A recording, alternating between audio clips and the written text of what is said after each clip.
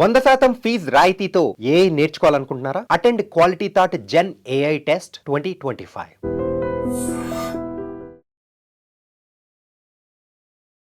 Hi hello నమస్తే, welcome back to ఐటర్ media. ఈరోజు మనతో ఉన్నారు ఇమిగ్రేషన్ కన్సల్టెంట్ అయిన ప్రశాంత్ శర్మ గారు. ముఖ్యంగా ఫైనాన్షియల్ డాక్యుమెంట్స్ అయి ఉండొచ్చు, ఫైనాన్షియల్ మ్యాటర్స్ అయి ఉండొచ్చు.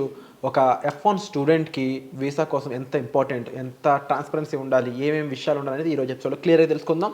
చాలామందికి ఇన్ఫర్మేషన్ మీద చాలా డౌట్స్ ఉన్నాయండి, రాంగ్ ఇన్ఫర్మేషన్ కూడా వెళ్తుంది జనాల్లోకి. సో పూర్తి ఇన్ఫర్మేషన్ కోసం, రైట్ ఇన్ఫర్మేషన్ కోసం ఈ వీడియో చివరి వరకు చూడండి.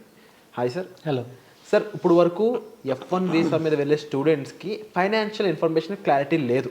వాళ్ళ బ్యాంక్ అకౌంట్ ఎంత అమౌంట్ ఉండాలి, ఎలాంటి ఫైనాన్షియల్ డాక్యుమెంట్స్ చూపించాలి, దానికి సంబంధించిన ప్రొసీజర్, వీటి మీద స్పష్టత లేదు. తప్పకుండా దీనికి సంబంధించిన పూర్తి ఇన్ఫర్మేషన్ మీరు ఇవ్వాల్సింది కోరు. తప్పకుండా ఫినాన్షియల్ క్లారిటీ గురించి మాట్లాడుకుంటే first any student basically should show minimum 35 to 45 lakhs. ఈ మధ్యలో ఎంతైనా చూపించుకోవచ్చు. Okay, so this amount would actually have 1 year of their living expenses plus their 1 year of tuition fees. So కలిపి 35 to 45 lakhs వాళ్ళు చూపించాల్సి వస్తుంది. వాళ్ళది FD కావచ్చు, fixed deposits కావచ్చు, అట్లానే లిక్విడ్ క్యాష్ కావచ్చు. వీటితో పాటు వాళ్ళ CA certification, valuation of their house, valuation of their properties చూపించుకోవచ్చు. సో ఇక్కడ open lands are not considered. Anything open lands, ఇప్పుడు మాకు 10 ఎకరాలు ఉంది, 100 ఎకరాలు ఉంది, నో. వాళ్ళకి కావాల్సింది కన్స్ట్రక్టెడ్ బిల్డింగ్, ఒక కన్స్ట్రక్టెడ్ హౌస్, ఒక అపార్ట్మెంట్, ఒక ఇది. సో ఒక షాపింగ్ కాంప్లెక్స్ ఉంది. సో వాటి వాల్యుయేషన్ అన్నది వాళ్ళు చేయడం జరుగుతుంది. ఇప్పుడు నాకు తెలిసి గతంలో నేను చూశాను, ఈవెన్ ఓపెన్ ల్యాండ్స్ కూడా valuation they give a least preference. కానీ ఒక కన్స్ట్రక్టెడ్ హౌస్ ఉంది, ఒక కన్స్ట్రక్టెడ్ అపార్ట్మెంట్ ఉంది, దానికి వచ్చే వాల్యుయేషన్, దానికి వచ్చే ప్రిఫరెన్స్ దీనికి ఇవ్వరు. So CA documents are also very much required. అట్లనే ఈ 35 to 45 lakhs of the funds whichever they show, ఈ అమౌంట్స్కి సోర్స్ ఆఫ్ ఫండ్స్ కావాలి. సో వాళ్ళ ఫాదర్ కానీ వాళ్ళ మదర్ కానీ వాళ్ళ సోర్స్ ఆఫ్ ఇన్కమ్, వాళ్ళ రిలేటివ్స్ నుంచి పూల్ చేసుకున్నా, లేకపోతే వాళ్ళ సొంత ఆదాయం, బిజినెస్ పీపుల్ అయితే వాళ్ళ సొంత ఆదాయాలైన ITRs, income tax returns, source of income అన్నది వెరీ మచ్ ఇంపార్టెంట్. ఈ అమౌంట్తో పాటు ఒక అఫిడవిట్ ఆఫ్ సపోర్ట్. సో నేను మా అబ్బాయికి ఇది నా అగ్రికల్చరల్ బెనిఫిట్స్ నుంచి నేను ఈ ఫండ్స్ని నేను సోర్స్ చేస్తున్నాను అని కానీ, నా బిజినెస్ ప్రాఫిట్స్ నుంచి నేను చేస్తున్నాను కానీ, ఒక 100 రూపీస్ స్టాంప్ పేపర్ మీద they have to give a affidavit of support. So నేను ఇది చేస్తున్నాను, ఇదేవి బయట నుంచి మేము తీసుకొచ్చింది కాదు, this is 100% legal, and for this I'm showing all kind of income tax reports, returns and what ever I have అని ప్రతి ఒక్క enclosure is important.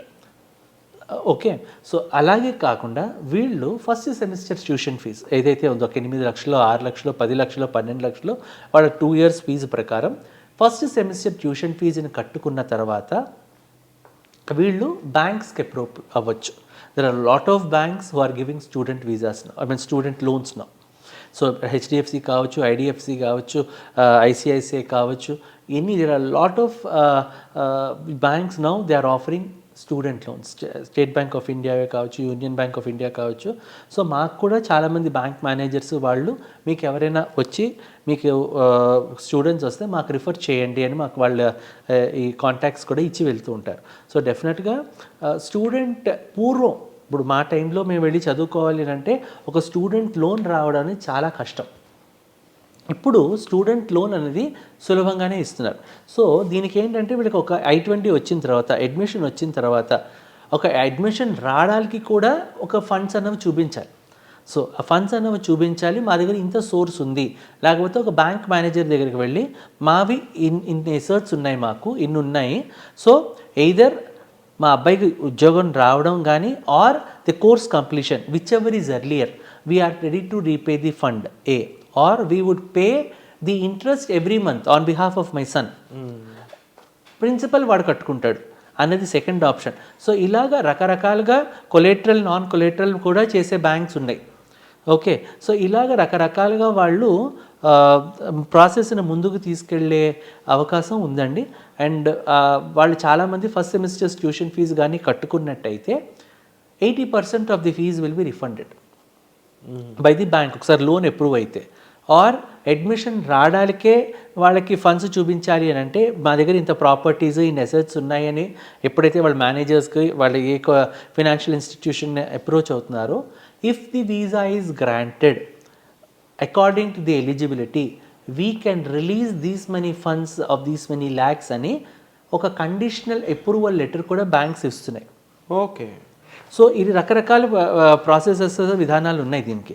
So financial stability మనకుండి, ప్రాపర్ ఐటీఆర్స్ వీళ్ళకుండి, ప్రాపర్ సిబిల్ స్కోరింగ్స్ వీళ్ళకుంటే getting a loan is not at all a problem.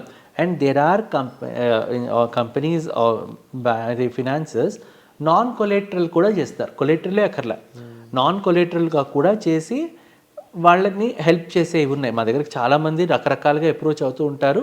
We are doing this very very very easily and simplified way. ఇలాంటి ఈ ప్రతి విషయంలో కూడా మీ హెల్ప్ అనేది ఉంటుంది. డెఫినెట్గా ఒక కన్సల్టెంట్ దగ్గరికి వస్తే వాళ్ళకి ఆ నుంచి ఆహా దాకా ప్రతి ఒక్కటి మేము వాళ్ళకి స్పూన్ ఫీడింగ్ అనేది ఇవ్వడం జరుగుతుంది.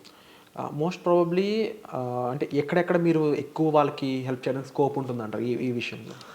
డెఫినెట్లీ ఇందులో రెండు రకాలండి, డూస్ అండ్ డోన్స్ అని రెండు మాట్లాడుకోవాలి మనం. Does go in a proper way which is not legitimate and which you will not fall yourself in trap. So ఇప్పుడు బయట మార్కెట్లో ఫినాన్సర్స్ వీళ్ళకి అమౌంట్ వీళ్ళ అకౌంట్స్లో వేసి చూపించి వాళ్ళ కార్డ్స్ ఇవి వాళ్ళ దగ్గరే పెట్టుకొని till the port of entry ఫండ్స్ని మెయింటైన్ చేసి పర్సంటేజ్లు తీసుకొని వాళ్ళు చేసే తరీకా కూడా ఉంది, ఓపెన్గా చెప్తున్నాను. కానీ ఎక్కడైనా సరే ఇప్పుడు వీళ్ళు ఫండ్స్ వేస్తారు, ఒక 10 లక్షలు వేస్తారు, దాని మీద ఏ ఎఫ్డిఓ తీసుకుంటారు, ఫండ్స్ మీదే they take a loan, FD చేస్తారు, దాని మీదే లోన్ తీసుకుంటారు. ఇలాంటివి ఏదైనా ఇష్యూస్ కానీ విఓ case officer when they are enquiring ఈ ఫండ్స్ వీళ్ళవి కాదు అని తెలిసినప్పుడు the candidate will be in a huge trouble. So we don't encourage such things. So మేము డైరెక్ట్గా బ్యాంక్స్నే అప్రోచ్ అవ్వమంటాం. కొలెటరల్లో నాన్ కొలెటరల్లో whatever it is, funds నీ దగ్గర ఉన్నప్పుడు when bank is able to give you a conditional offer, a conditional letter that your loan will be approved on these XYZ conditions అన్నప్పుడు అక్కడికే వెళ్ళండి. Why do you want to approach these kind of financers and get yourself into trouble? When your things are good, your fate is good, నడిచిపోతుంది. కాని పక్షంలో reverse కొడుతుంది and you will lose your career. So ఈ do's don'ts రెండింటినీ మేము ఈక్వల్గా guide చేస్తాం, చేసి we make them, we put them in a right track. So finances అనేవి they play a very major role. వాళ్ళకే కాదు ఎవరికైనా finances are very important. How do they manage their finances in life, day out life. So అలాంటిది ఒక international స్టూడెంట్గా అక్కడికి వెళ్ళాలి. అక్కడ వాళ్ళు they have to get on for some time and ఈ ఫినాన్సెస్ కాలేజ్ ఫీజులు కట్టుకుంటూ at the same point of time వాళ్ళ లైవ్లీహుడ్ కూడా చూసుకుంటూ, ఎందుకంటే వాళ్ళకి పార్ట్ టైమ్స్ దొరికేదాకా 20 hours పార్ట్ టైం దొరికేదాకా వీళ్ళు తీసుకెళ్లే ఫినాన్సెసే ఆధారం వాళ్ళకి. So they all play a very very very major role అండి. సో ఇందులో ఎక్కడ మేము కాంప్రమైజ్ అయ్యో లేకపోతే ఇది కాకపోతే ఇదే plan A plan B actions ఇవన్నతో మేము అసలు సజెస్ట్ చేయము. అండ్ రెండు, వీళ్ళని ఈ గేట్ వేలో వెళ్తేనే మేము అప్లికేషన్స్ తీసుకుంటామని కూడా నిక్కచ్చిగా నిర్మోహమాటంగా చెప్పేస్తాం. సో చాలా క్లియర్గా ఇన్ఫర్మేషన్ అయితే మీరు పొందడం జరుగుతుందండి. అండ్ సరైన హెల్ప్ కోసం కూడా మీరు సార్ని సంప్రదించవచ్చు. సో వచ్చే ఎపిసోడ్లో మళ్ళీ కలుద్దాం. Thank you so much sir. Welcome.